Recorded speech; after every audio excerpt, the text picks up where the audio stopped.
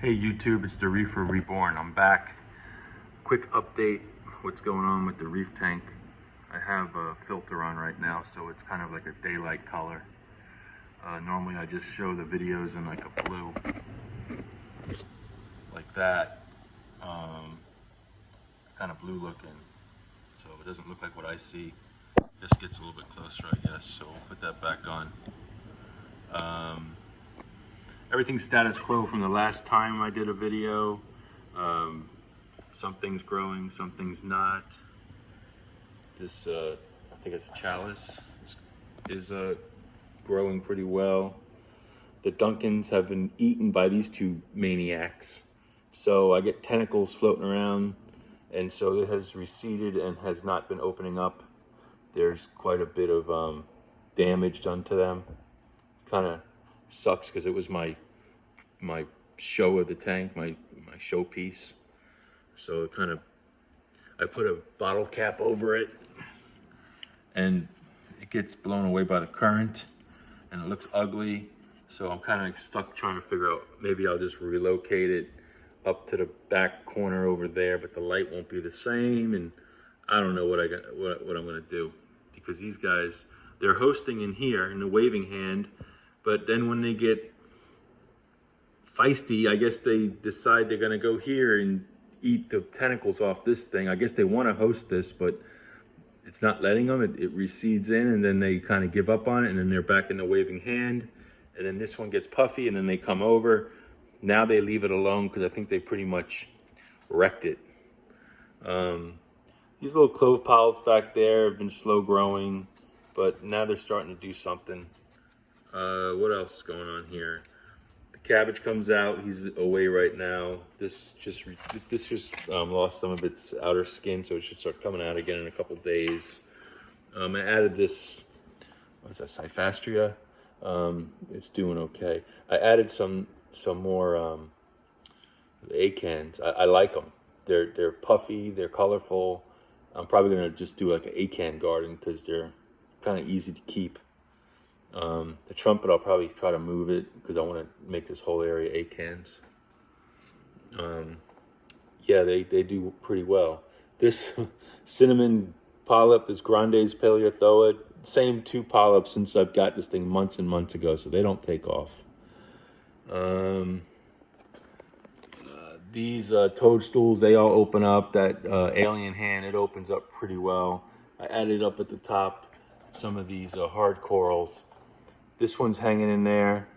That one's hanging in there. This, I think it's I forgot what kind that is, but oops, I don't know what the heck happened here. There we go. This one, I'm starting to see it receding polyps stripping out the bottom. And that one did it on the left side, that Montipora. And this one up here is doing okay. This one hasn't grown much. This war coral hasn't grown much at all. These zoanthids are like, they're doing really well. I mean, they're growing. It seems like they take over and then they crowd out some of your other colors. So you kind of got to watch, and you know, you can't really do anything about it. It is what it is. This frag of them right here, it filled up nicely, so it's going to be moved. And then this one here, which only had about 5 polyps, it like started filling out the frag. This Gorgonian or sea fan is doing real well. The polyps always extend out. The Kenyan trees are getting really big, and I'm kind of getting annoyed by them. I want to put some more pieces, like some torch corals in here, because I think I do okay with LPS. So maybe get rid of this rock and then put another 3 like torch corals, or maybe put them here in the middle and then move some stuff over. I'm not sure. The Xenia growing on this rock really wildly, and they pulsate nicely. They look orange in the camera, but they're more pink in real life. What else is going on? The toadstools come out nicely. They're not out yet. It's kind of early. And this toadstool back here never came out since I got it. and it has algae on it, and it goes away, the algae, and nothing's happened. It's not really decaying. So I'm just leaving it be. You never know what'll happen. I'll take a zoom out here. So I did change the pump. For a long time, the return pump was not really strong. I couldn't understand why, because the specs on the box told me it was strong enough pump for this aquarium. So I went on a search for a new pump, and when I got to the store, I figured I'm gonna buy 2 sizes up from the one I have, which is an aquatop pump. So I open up the box, and there's this massive pump inside. So I'm doing the math in my head. I'm like, okay, this pump is like 10 times the size as my pump. How can that possibly be? The guy comes over, he says to me, he goes, what are you looking for? I said, I'm looking for a return pump. He goes, how many gallons? I said, about 30, 35 gallons. He goes, okay, so this one here should be good. And I said, I already have that one. He goes, it should be perfect. So I'm like, no, it's too small, it's weak. So I open up the box, and lo and behold, there's a big pump in there that's 3 times the size as my pump.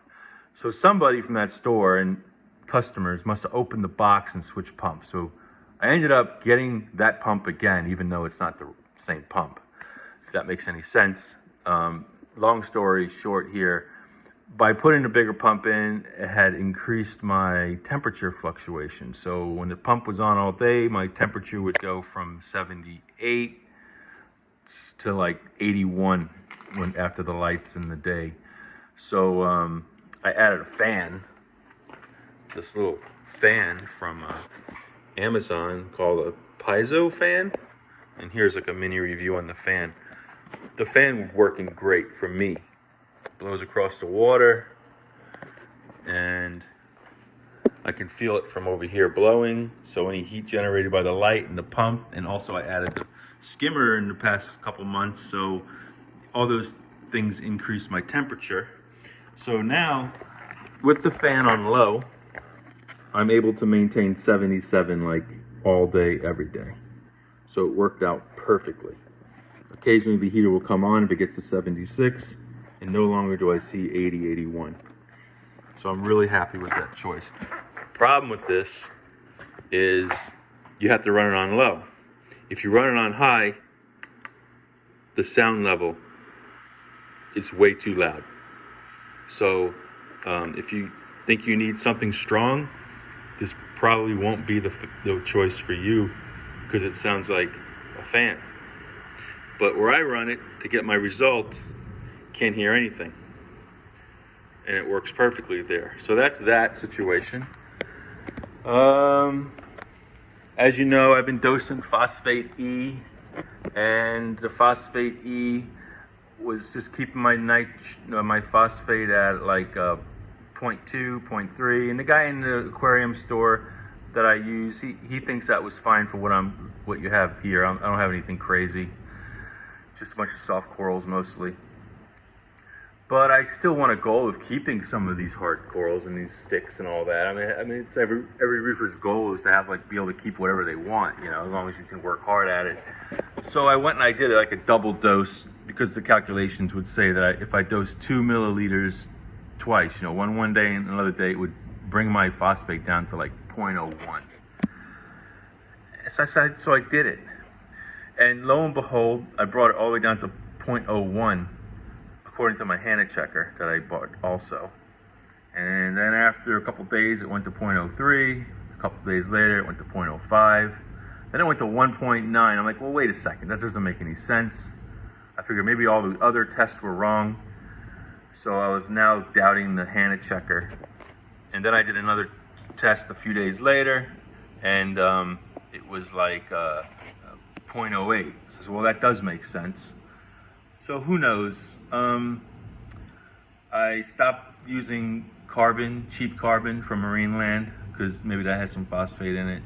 I started using a good carbon, and I stopped dosing Phosphate E. Just gonna let the tank do its thing for a few weeks, and then take some more phosphate samples from the HANA checker, and we'll go from there. I'm not gonna do anything crazy.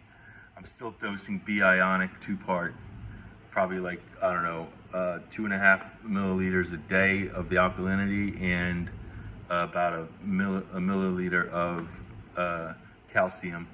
and my alkalinity every time I test it is between 9 and like 9.5, and the alkalinity, calcium's around 420. The fish are doing real well. They're all doing great. I do have these zoas here.